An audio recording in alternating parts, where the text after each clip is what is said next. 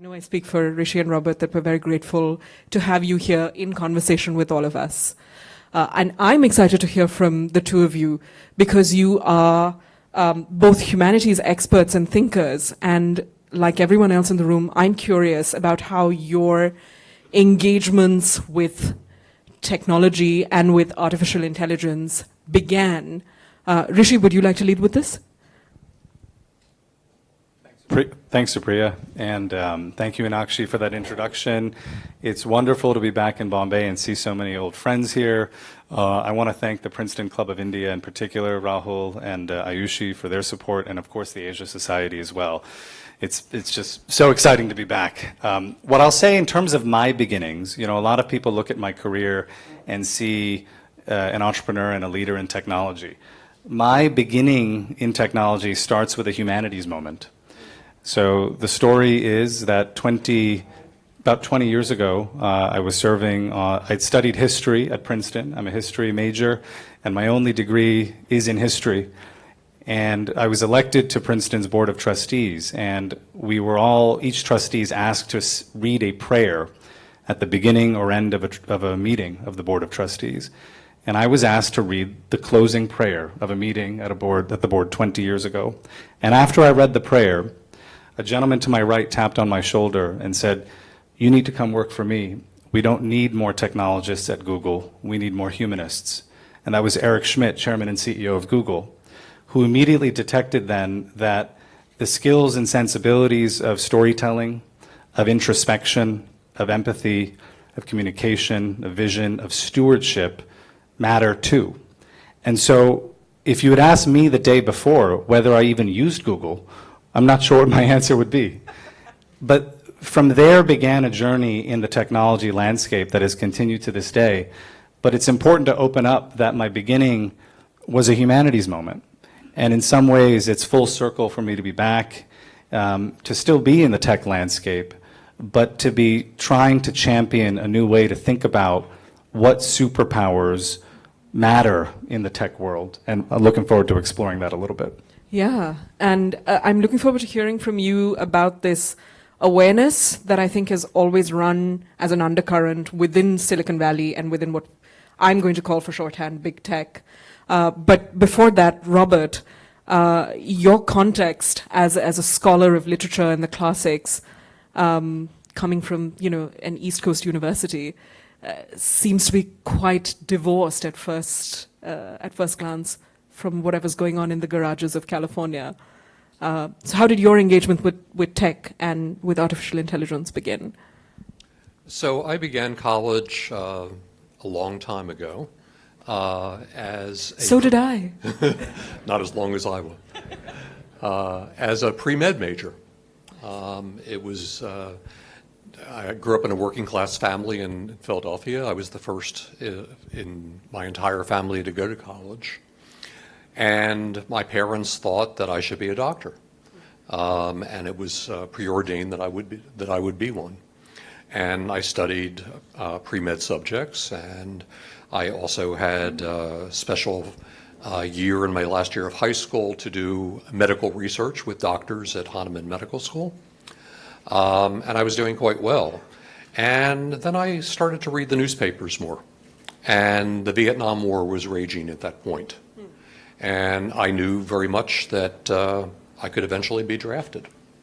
And I thought it was an extremely unjust war, and I studied the history of the Vietnamese people. I studied the history of this war.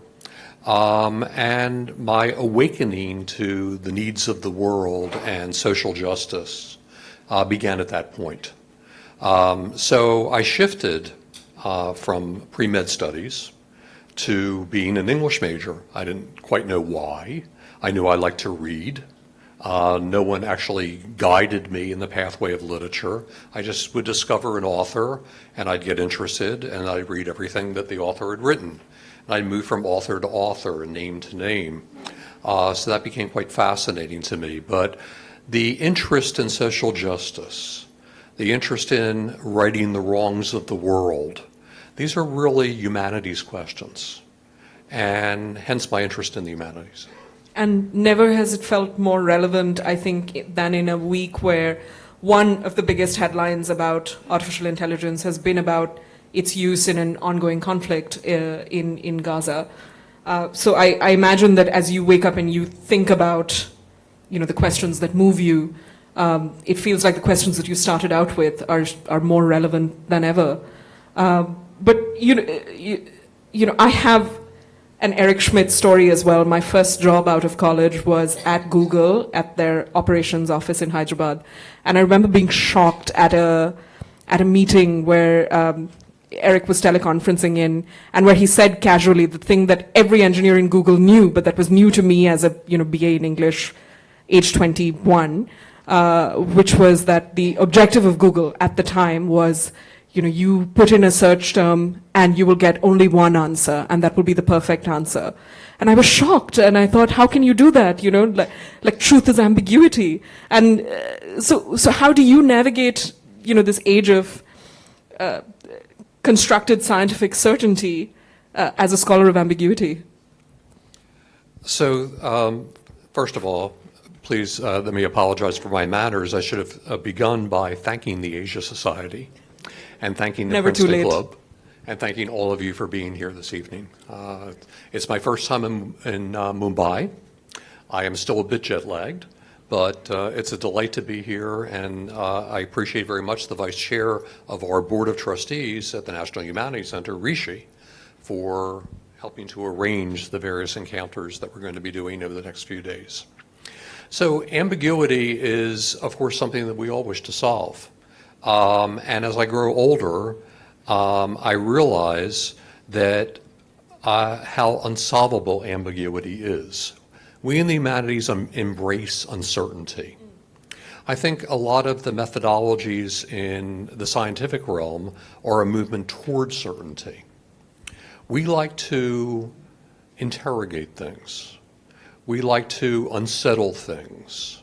We're the kind of difficult teenagers of the academic world. And we are also people that enjoy questioning.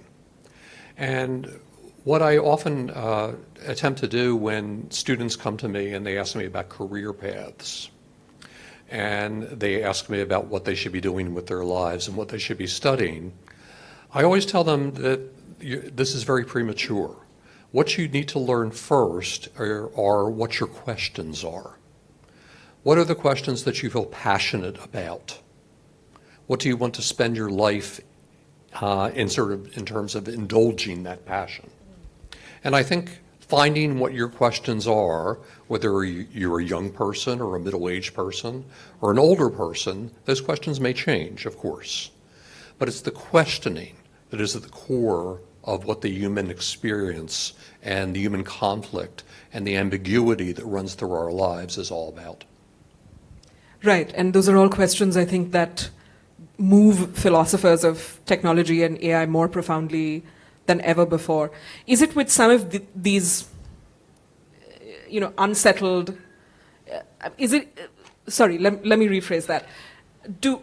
Are some of these questions still hanging over the people who come to the executive degree in the humanities that you helped to found? Where did that come from? Tell us a little bit. Yeah, I mean, so for me, I as I mentioned earlier, I was also actually pre-med in college, and as I said, I studied history, and then I've had this sort of 20-year career in technology, first at Google, then at Twitter, then in venture capital. And candidly, I always felt a little alone and different through that journey. I'd look to my left in a meeting room, and I'd see a business credentialed person. I'd look to my right, and I'd see an engineering credentialed person. And I was neither. And I kept that inside of me. That feeling was underground. But I observed, at Google, I'd think about what was the difference between a senior manager of engineering and a vice president of engineering. And in my head, the difference was always less that the vice president could out-program the person who's a senior manager. But there was something else. They had in them an ability to inspire, storytell, detect signal from noise, narrate back to an organization in ways that were distinguishing. And so this feeling was building in me. And about 5 to 7 years ago, a friend of mine from Google, who you may know, Scott Hartley, wrote a book called The Fuzzy and the Techie. And he chronicles in this book changed my life, it's why I'm sitting here. He chronicles in the book the underground story of the liberal arts in global Silicon Valley. We're all aware of Steve Jobs famously not being a technologist, but many also don't know that the founder of AOL was a politics major, the founder of Reddit a history major, the founder of Salesforce a history major, the founder of Slack a philosophy major, the founders of Airbnb designers. I can go on and on and on. And so there was this underground feeling, and when the book was written, that feeling was on stage in my life. And so I started advocating for the humanities because I had felt a bit unseen in my career as a result of feeling like a humanist. And I wanted to give young people in particular a sense that the most important playbook in their lives was their own, not the playbook of culture. And so was involved in the field, and about a year and a half ago, 2 years ago, I decided it was time, another humanities moment, for me to do what 18-year-old Rishi wanted to do. 18-year-old Rishi knew nothing about technology. As Robert indicated, my passion was public service, education, and social change. So I joined the faculty of Virginia Tech. And then another epiphany hit me, an epiphany that our world today, if you study the state of leadership education around the world, is usually the domain of business schools and policy schools, which is wonderful. I'm not here to be adversarial. But when you visit a business school's website, they use the language of leadership, actually, right? And I thought there was room for another entrant.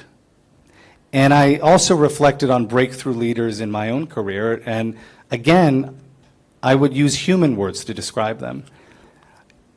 And so I decided I've got to do something. And I started what I think is the world's first executive degree in the humanities, where mid-career professionals come and study the liberal arts, history, philosophy, creative writing, literature, as a way to grow their habit of thinking with rigor about the human other.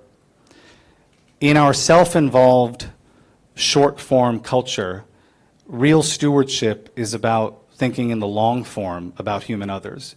And so that's the thesis of what I've started, and we have a group of students from around the world, and it's gone wonderfully. But the number of messages I've received, Supriya, in the last couple of years from people around the world craving an education that cultivates their interior life and might just also offer them a superpower in their industrial life reveals something about our moment. And I'm delighted to go further, but I hope that's a helpful view into what triggered my epiphany to start a school.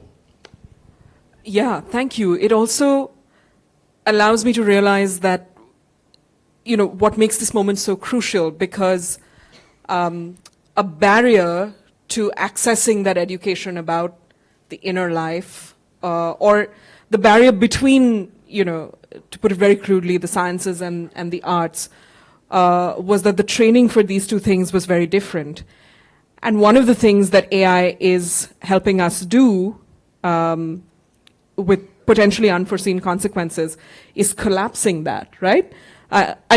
Robert, we've been through this, I think, for back and forth for most of your career. How porous really is the wall between the arts and the sciences? Do we really live in the CP Snow world of two cultures? And do you really feel, am I right in thinking that that barrier is completely about to collapse? And can I explain why I think that? I have only a very anecdotal understanding of this, so I'm very happy to hear from the two of you. A design intern who works in my team came to me with a fantastic tweak to a template that I'd asked him to change. And I said, thank you, you've done a great job. Was this very hard to do? And he said, oh no, it just took a little bit of coding. And I said, I didn't know you were a coder. And he said, I'm not. I just asked ChatGPT to run the code. And so it did. And so this artist, this illustrator, now suddenly lives in a world of possibilities that I couldn't have imagined. Sorry, I've gone around the block, but yeah. That's fine. What do you make of this moment? Well, I think the CP Snow argument about the two cultures, the arts and the humanities being one and the sciences being another, is, it's a false dichotomy.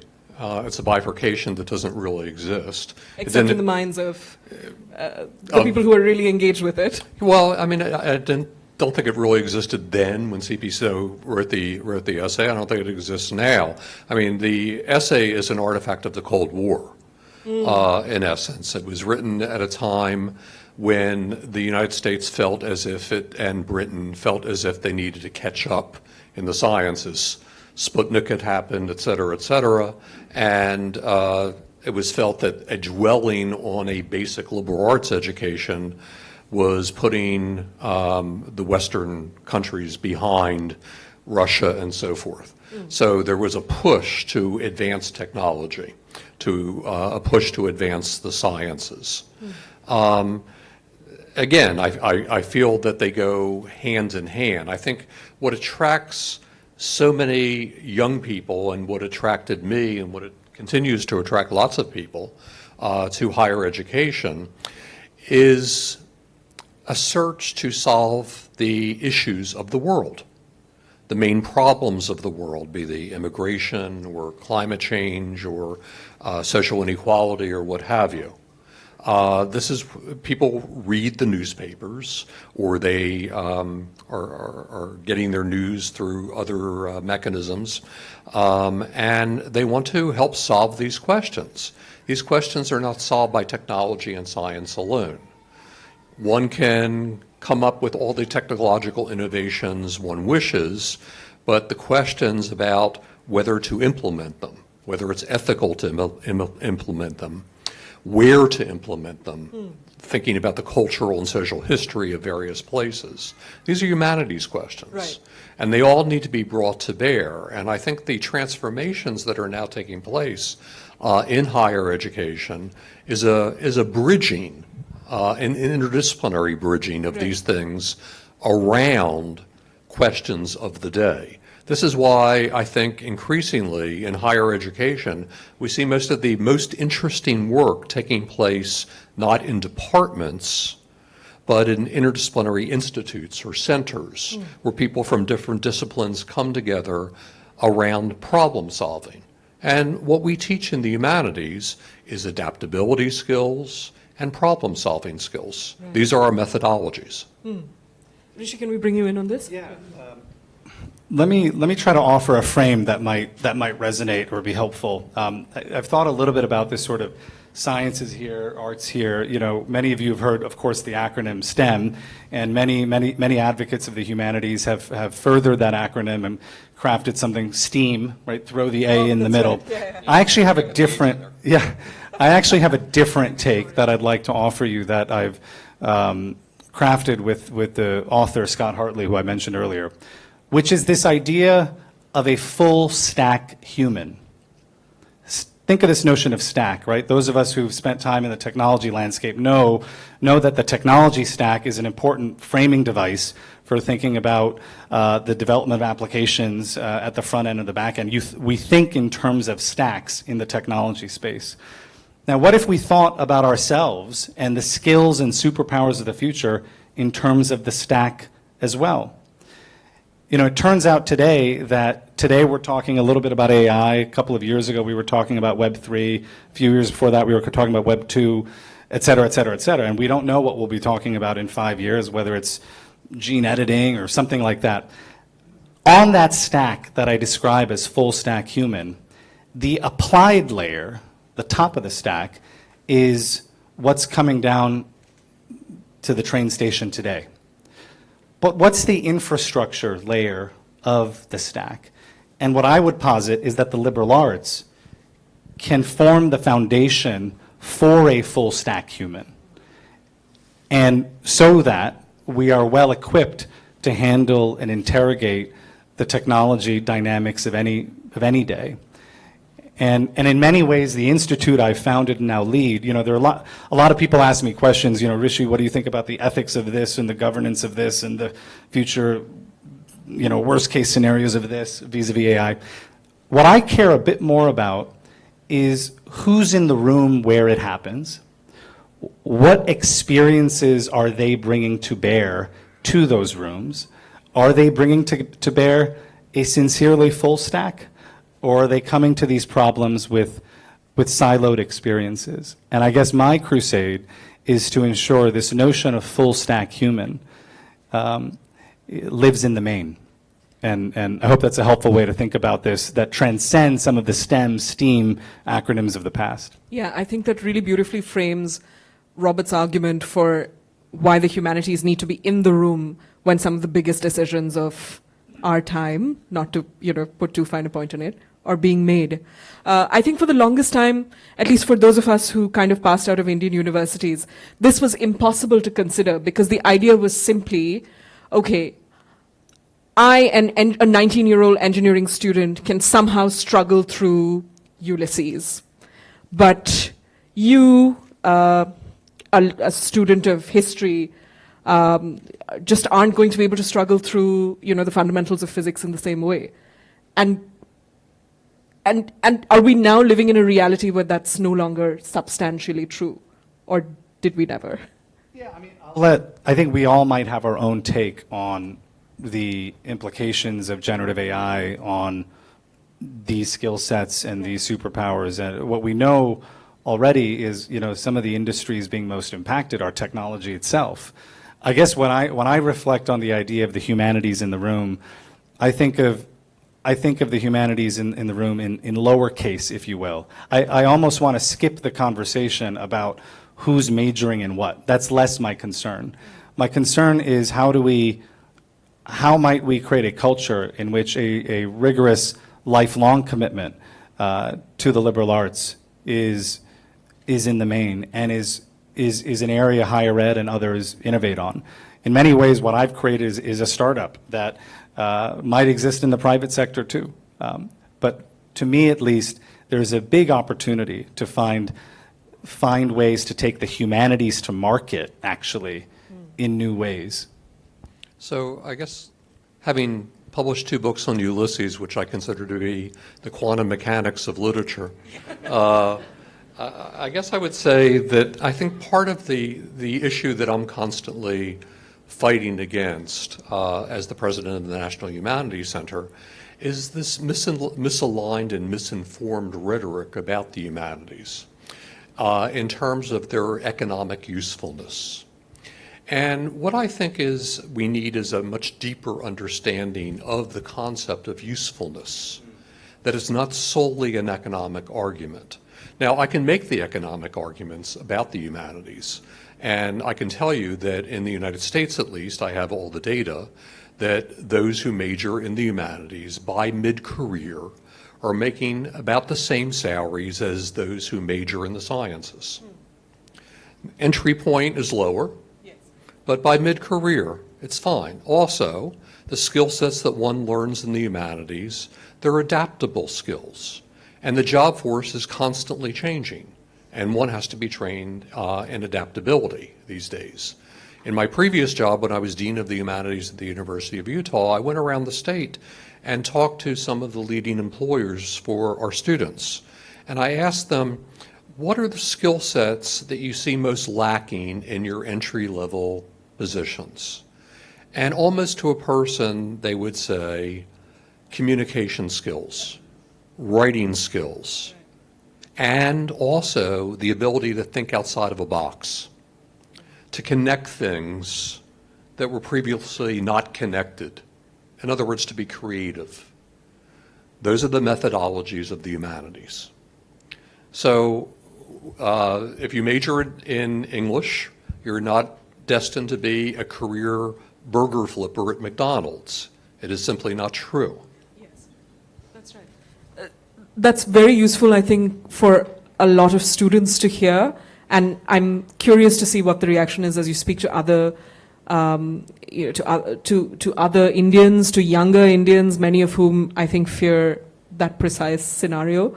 But I'm also keen to know how you see the humanities as being helpful, perhaps, to people who are further along their career path, the kind of people Rishi was talking about who really sort of crave a richer, more access to their inner lives and sort of the frames that a humanities education can bring to them.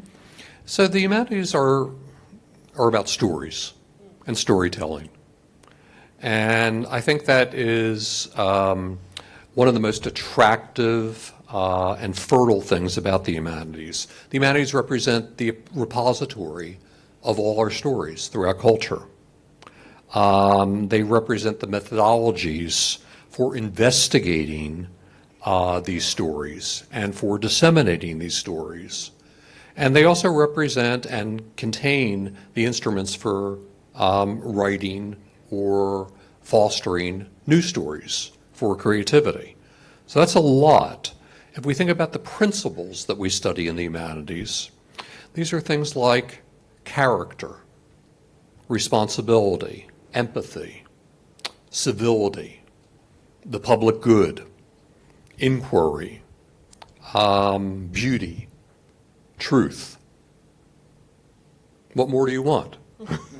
I mean, essentially, so the answer to your question is I think we find people, particularly in contemporary culture, with a great thirst for these things.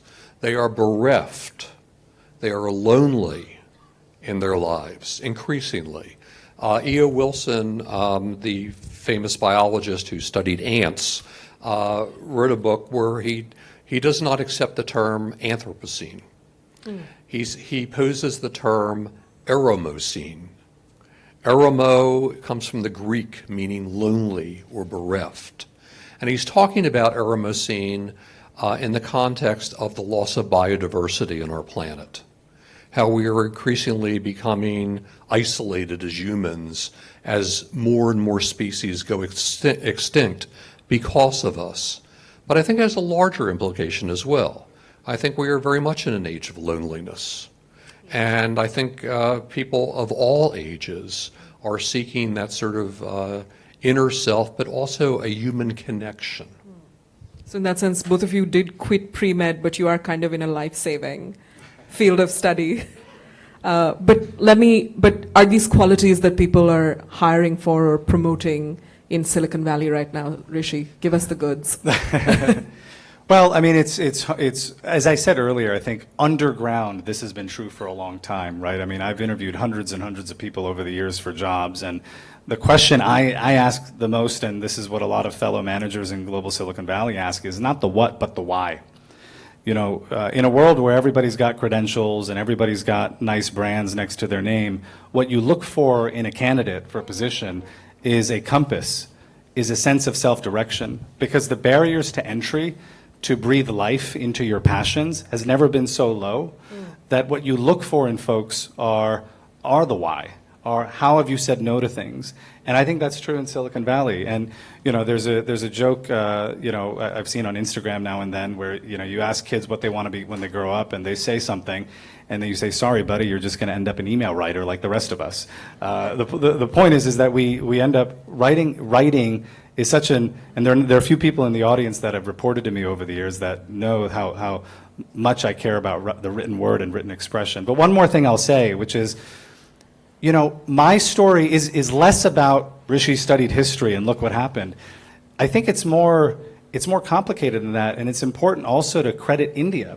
India, living in India and taking seriously living in India taught me more about these human skills and sensibilities than co-equally than my education. I think India teaches you, and anyone that's taken products to market here knows this, to go big or go home, to detect signal from all the noise, to develop vision when in the midst of density, right? So if you and I say, so one of the reasons is I talk to companies around the world about the Indian market is, and I grew up in New York City, but I say if you make it in India, you can make it anywhere, because it compels you to think at the highest plane, And so for me, actually, this is about the study of the liberal arts, but it is about fully committing oneself to experiences too, which show up in all kinds of ways. And I credit living in India and leading in India, or trying to lead in India, as just as profound in shaping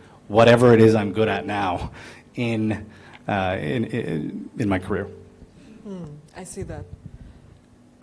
I bet that during your time in India, one of the questions you've been asked most often is, okay, but is this going to like take away our jobs. And is there even an answer to that at this point? Everybody's, there are probably hundreds of people in here. There's probably 100 different takes. I think we all know that, I think it is fair to ask this question, which is, in the year 2050, not too far away actually, you're sitting in a meeting and someone says something breakthrough. What will it be about that person or that comment that broke through?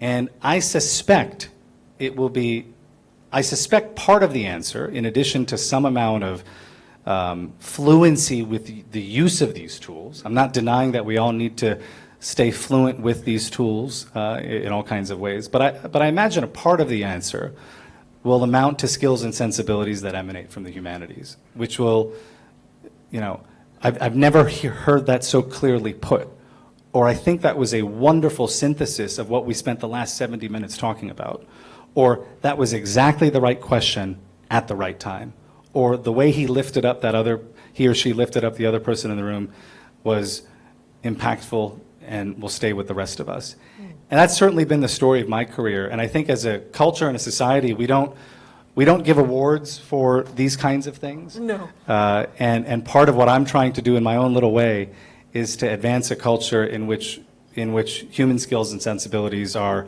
on stage too, not just backstage. And I know both Robert and I, with the institutions we represent, would love to frankly learn more about the state of the conversation in India and how we might puzzle piece into it. But again, I'll say and affirm that India taught me just as much as I learned anywhere else.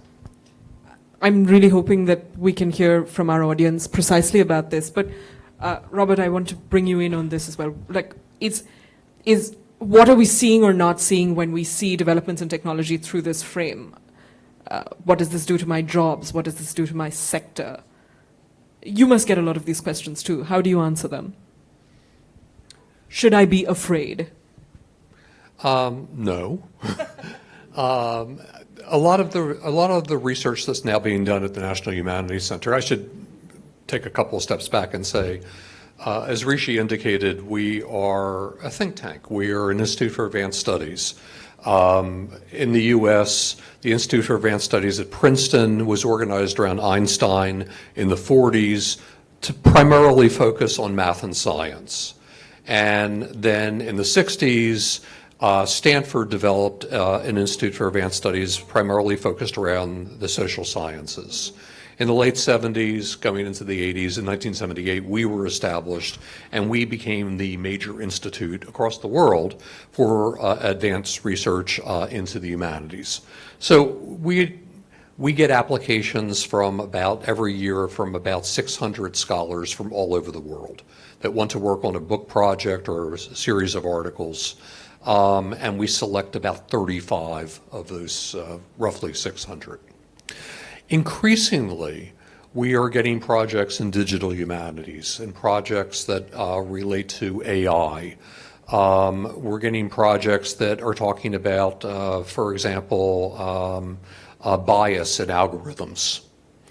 We had a great project on that just a couple of years ago that went all the way back to mainframe culture in the UK in the 50s and 60s and talked about gender bias that was encoded in algorithms, and that persists today. So we have those kinds of projects as well.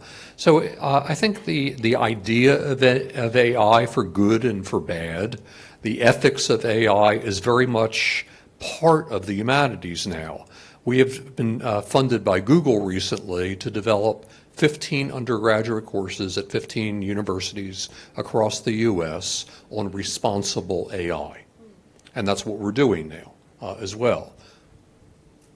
Sorry, go on. Yeah, and just to jump in there on this question of, what happens in the future and our jobs, et cetera. I mean, one of the enthralling things about studying the humanities is to study actually the history of technology and the history of innovation. It's a discipline in its own right. There are historians of technology and historians of innovation. And in my course the school that I've started, we had a module where we read essays from the past two and a half centuries, where you read similar public, one of the essays that comes to mind is a philosopher in Europe writing, 10,000 words about how filmmaking is going to ruin modern society Yes. and culture and change our relationship with art and therefore one another, because we're going to be atomized and not experiencing things in their original form. And so what you see is that humans since time immemorial have been expressive about looming danger from technology. But what you also know is that the awe and wonder that is triggered in all of us when you walk into a 14th century archaeological site is the same as the awe and wonder you feel when you get your new smartphone. Both are endemic to the human condition. And so I'd love to talk more about that course. Or when you walk into a discussion. movie theater. There you go. Right. Which Virginia Woolf hated, right? She did. You know, She hated Ulysses as well. She did, that's true. I do sense that for a lot of us, non-specialists and outsiders to conversations in technology, the idea is that the role that the humanities play, at least on the ground floor, fundamentally for AI and tech, is that of ethicists, of meaning makers, of of people who can solve the moral questions. And I just want to dwell a little bit more on your thoughts on this before we open it up to the floor. Does that feel restrictive as a frame to you, or can we go beyond this? Is there something that tech has to teach us, maybe? I think that's absolutely right. That I have found ever since I came out of the closet a number of years ago and said I was a humanities person, a lot of people have assumed that I must be an ethicist, or I must have an answer to moral questions.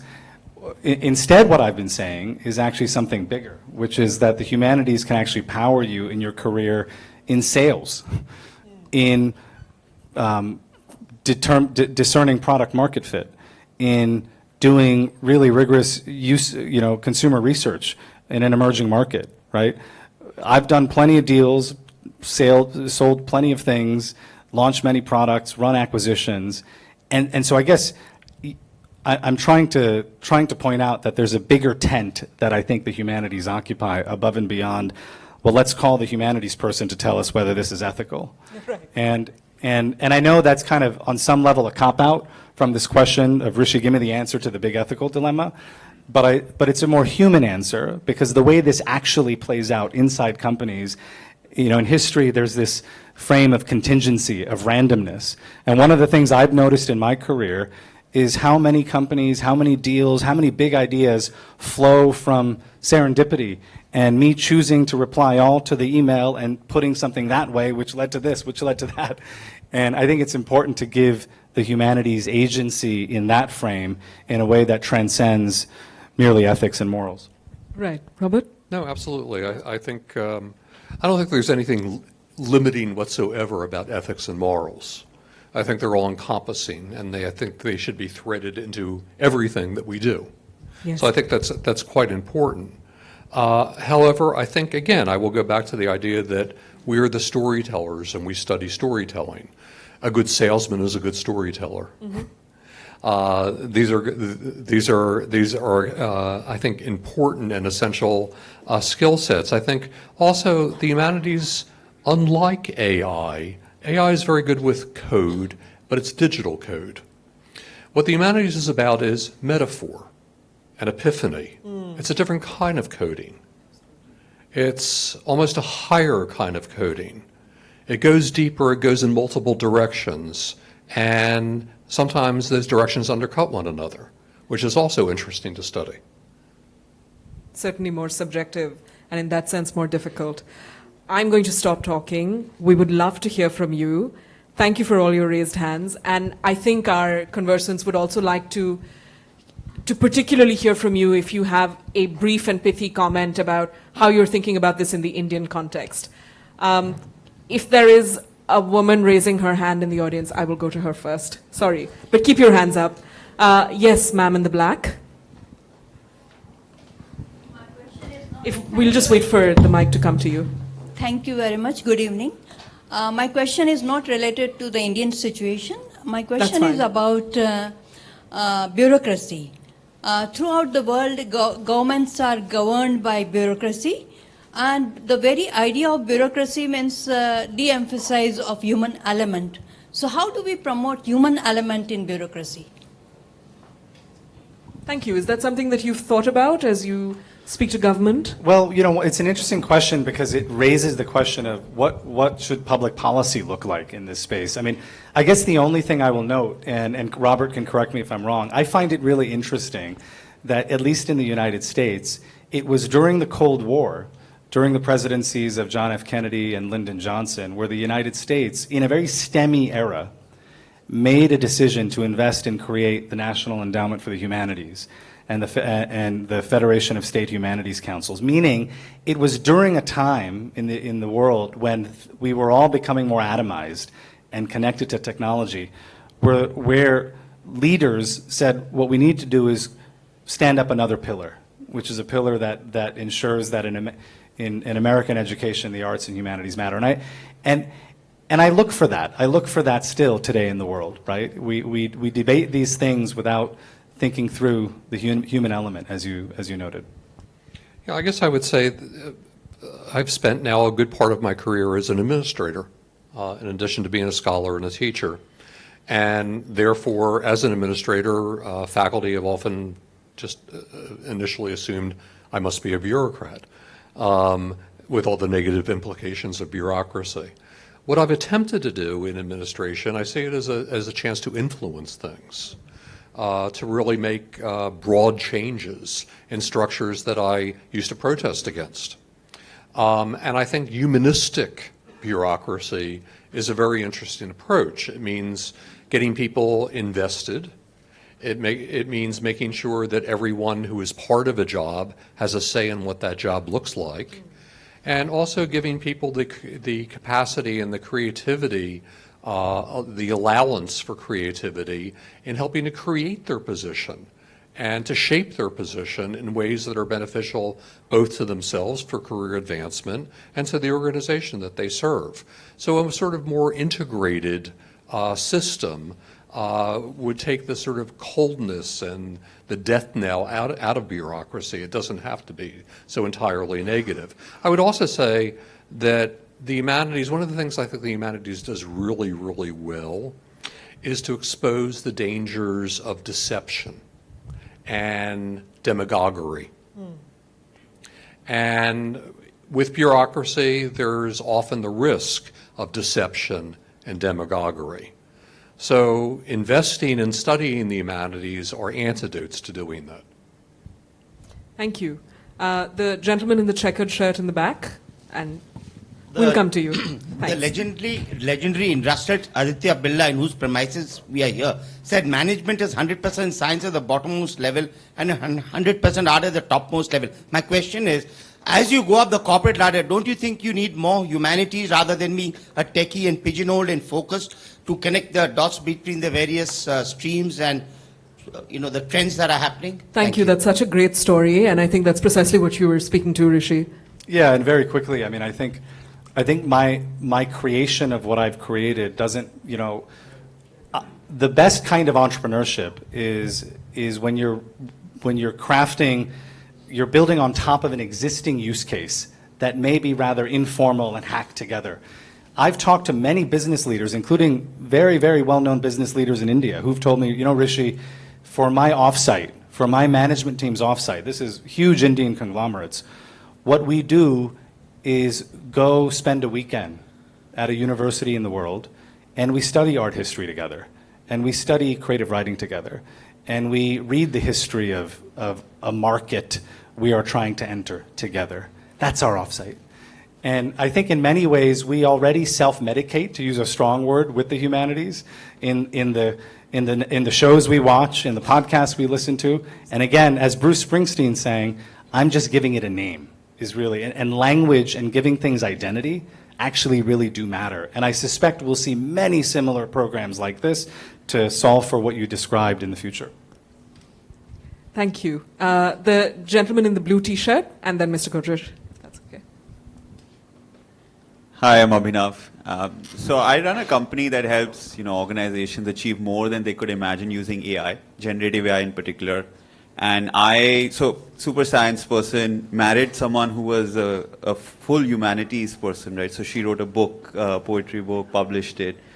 And then I kind of got competitive and took a challenge with her. So I wrote a book as well, but I cheated. So we launched something which was completely written by AI 1 month before ChatGPT actually came out. I feel I beat her because it became an international bestseller. And so my question is that now you see a lot of the science folks, right, exploring humanities in these interesting ways, right? There's this huge race to make the best artists, AI artists. There's a huge race to make LLMs that can write great poetry and then that can write great literature, right? So you never saw that earlier, right? You saw the other side, the humanities folks like you mentioned, right? Airbnb, these founders building great tech. But you saw less of the other side, right? And are you going to see that massive change where all these sciencey folks are going to get into humanities just because they can create it, right? Or get into art because they can create it now, which was kind of a barrier to entry for them? I hope so, but I think an interesting question is to what will the market, the other side of it is the audience, right? One of the things I learned at Twitter, I was the managing director for Twitter in India, and I'm an observer of tech in India. I worked at YouTube, et cetera, is humans have a propensity for the authentic. When I would talk to brands, I see some past partners in here from other companies in India. We humans are wired to detect for and run towards authenticity. And I think that's something we ought to track as we see art change before us in welcome ways. And so great observation. I hope so, and let's see what happens. Robert, would you like to come in on this? I would agree. Thank you. Mr. You would hope not so, I think. Mr. Godrej, can I pass you my mic? I wanted to explore this idea of the full stack. It's very interesting, and the gentleman just mentioned that he was a techie and he used AI to write a book. I'm an engineer and scientist, and I make speeches in verse. And I've always found this link to humanities. And when I was studying engineering, I was required to study humanities and eternally grateful for that. I find this full stack person a very good idea. But the question is, you can't learn everything. So the question basically is, how much humanities should a scientist learn? And conversely, how much science should a humanities major learn? Because with a base, and you don't need to learn a lot of science, with a basic knowledge of science, there's a lot of things you can understand. And you pointed out the history of technology and the history of science, I feel are very good ways of teaching humanities major science, because they associate with that and you learn the broad principles of science. The history of science tells you about the scientific method, basically. And the most important thing you want to learn about science is the scientific method. So what is the minimum program that we need for a full stack human? Yeah, sure. Pedagogical expert, right? Hardly. So the classic liberal arts education, which is sort of a 19th century artifact, of course, was the liberal arts and the sciences. And it was an education that was focused on to create the leaders of the next generation. It was focused, of course, on privileged males exclusively in the 19th century. And of course, that began to change with various changes in society. But it was a broad-based education to provide leadership skills, and it was thought that a study in languages, in the classics, and in the sciences were essential. So I don't know if there's like sort of a minimum, like 15 credits of this and 20 credits of that, that we necessarily have to go towards.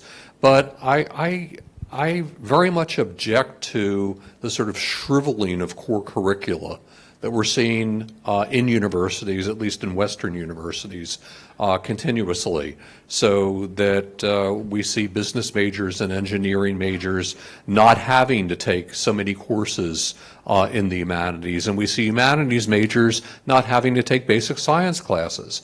I think it's robbing them of what is necessary in terms of a broad-based education, which I conceive of as being the sort of Well, we talk about departments of defense all the time and funding departments of defense. The greatest defense is a broad-based education.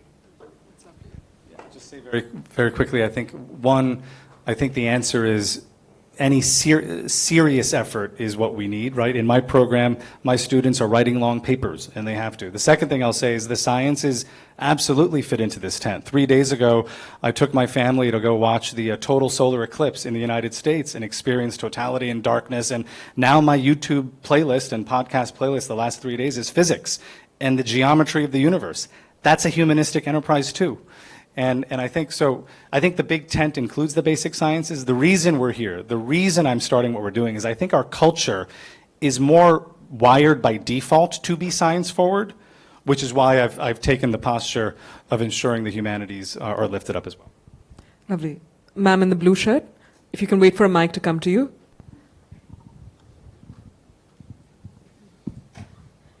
Hi, my name is Supriya, and thank you for the conversation What? today. Namesake. My question is, as educationists, whether it's humanities or science, what's your take on incorporating AI as a tool in your institutions? With this whole fear of AI doing your homework, AI taking over your thinking, what is your personal take on incorporating the tools, and how much have you incorporated in both your institutions? Well, our library services have incorporated AI to a great degree. I mean, they're basically digital services these days. AI, I think, will increasingly become part of the infrastructure of what we do at the National Humanities Center. It's welcome if it helps to make our work much more efficient and effective. It will never, in my estimation, take the place of the human creativity factor, which I also think is extremely important. I heard a story, it reminds me, I was listening to a newscast the other night, and it was a story about how a psychotherapist, who was also an entrepreneur, had developed an AI-generated psychotherapy business. So essentially, people who were in need of psychotherapy would basically talk to an AI prototype, as it were. And the person who was reporting on this was trying it out, and he was talking about a story where he was going on, and he said, we'll jump that bridge when we come to it. And he meant to say, we'll cross that bridge when we come to it. And the AI completely broke down because he said, jump that bridge, and the AI assumed that he therefore had suicidal tendencies. And the AI completely, for the good of the AI, basically said, I am not equipped to handle your dilemmas. You have to go to a professional. So I think there are gaps. Certainly, we can't employ AI in everything that we do. It is by no means a substitute for things like deeper understanding of mystery, of epiphany. AI does not deal in metaphor. If AI writes poetry, I think it's mostly bad poetry, what I've read so far. No shade on Abhinav and his spouse. Rishi, where do you come in on this? The answer is yes. We use AI in a big way. I think you mentioned poem. I do need, a lot of people ask me, what is the humanities? What is the humanities? And I wrote a 6-word poem. I'll share with you right now, a 6-word poem to describe the humanities a year ago, and I'm very proud of it. Awe and wonder in the other. Education and experiences that cultivate a commitment of awe and wonder in the other, not just the human other, but all kinds of others, as Robert has talked about. To me, that's the frame.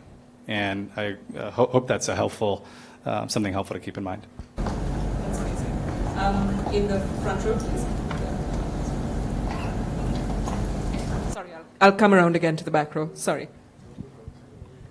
Thank you so much. And you talked about the humanities being a foundation for a full stack education.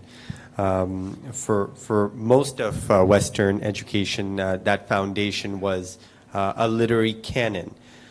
what does the 21st century canon, with technology being where it is and the world becoming more globalized, look like? And I know there's been a lot of discussion as to what books should be in elementary schools and middle schools and onward and upward.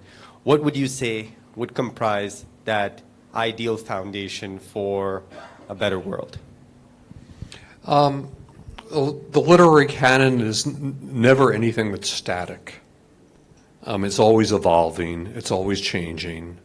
I think a lot of the debates about what the literary canon should constitute are largely political debates. Sometimes they're very narrow-minded political debates. And as the world has become more interconnected, more transnational, less discrete, I think we see a greater degree and a greater embrace of diversity.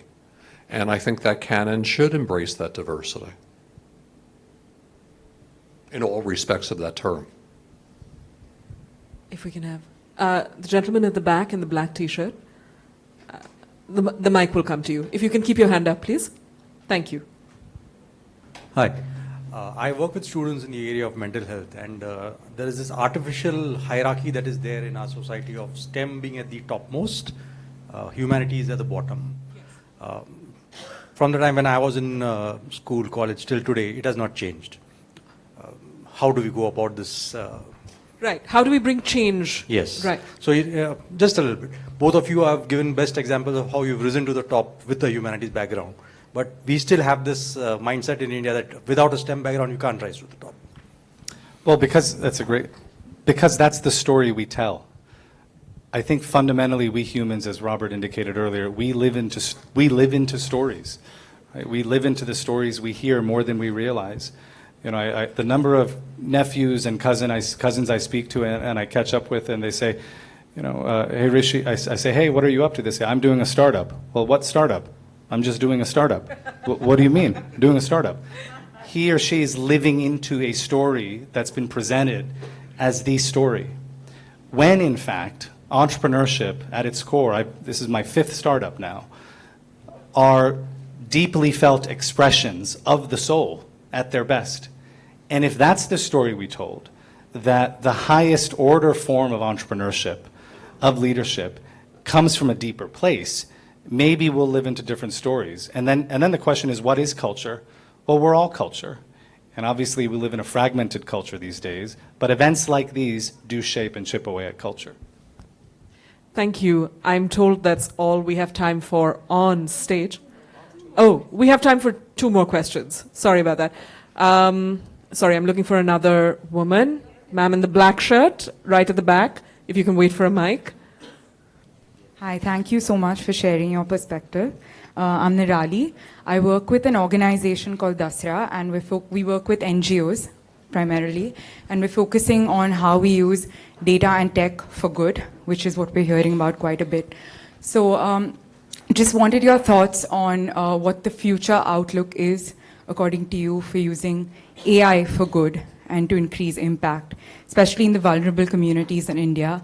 And in this future outlook, how do we ensure that the most vulnerable, or the people at the grassroots in the communities, are also part of this outlook and don't get left behind? Maybe it's a bit specific, but would just love to hear your thoughts. Yeah, no, I appreciate that, and I'm very optimistic that, you know, when we're reflecting 5 years from now on the technology landscape of today, we'll be telling the story of, you know, a 13-year-old today, a 15-year-old today, who found a way to use these technologies in ways that dramatically enhanced healthcare or their educational life in some ways. But again, your question to me gets back to who are we inviting into the rooms where things happen, and what sensibilities are they bringing to bear?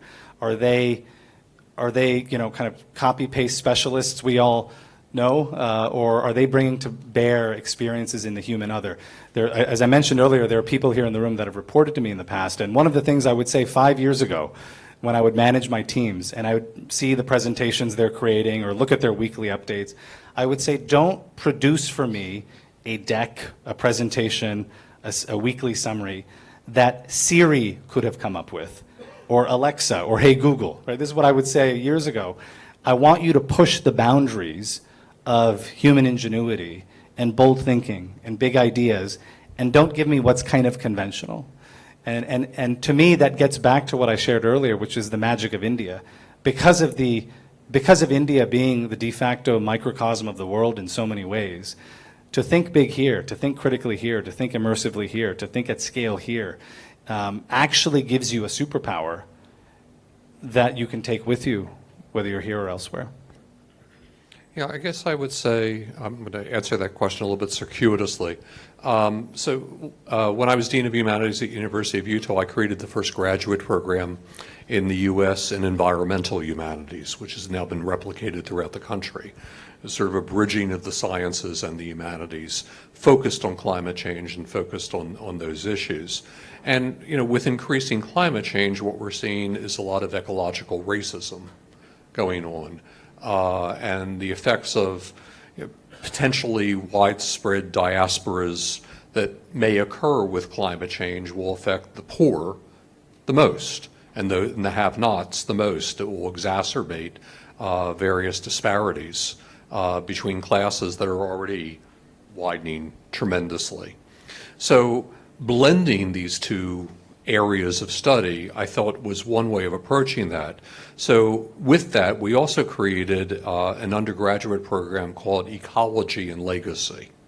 And legacy is really important here, because it was an undergraduate program where we said to the students would study various subject matter in the first semester. In the second semester, what they had to do was work on a project that would outlast their lifetime. It was a legacy project. It couldn't be focused just on themselves. It couldn't just be focused on their own identity. We have students today, they're very focused on identity politics and identities, and that's very important.